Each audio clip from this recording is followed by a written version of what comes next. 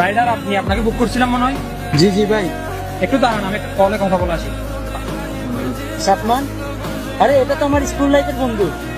তোমার 20 লাখ টাকার চেকটাই রিসিভ করতে যাচ্ছি, কিন্তু বাবা ওখান থেকে 20 লাখ টাকা আমি রেখে দেবো। অনেক টাকার মালিক এরা, আমি একজন রাইডার, আমাকে কি এরা চিনবে? আর ভাইজান চলেন। তো ভাইজান কত বছর ধরে রাইড করতেছেন? গত 5 বছর ধরে। ক্লাস 10-এর পর বাবা অসুস্থ হয়, তারপর থেকে এই রাইডার। ভালো ভালো। তো ভাই আর ইচ্ছা করে নাই পড়ালেখা কন্টিনিউ করার? না রে ভাই, ফ্যামিলির দায়িত্ব কাঁধে এসে পড়লো, আর থেকে মানিয়ে নিলাম আর কি। একটু দাঁড়ান, একটু দাঁড়ান।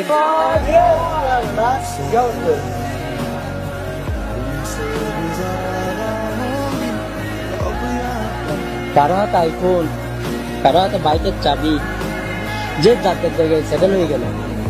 শালার আমি গরিব গরিব থেকে গেলাম। আমার রাইডার ওয়েট করতেছে, আগে তো দেখেন আপনাকে ওয়েট করাইছে ভাই। আরে ভাই সমস্যা নেই। আচ্ছা, কত টাকা আসছে? 200 টাকা ভাইয়া।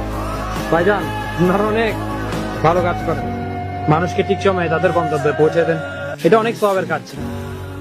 নিশ্চয় আপনার মা বাবা আপনার উপর অনেক প্রাউড ফিল করবে,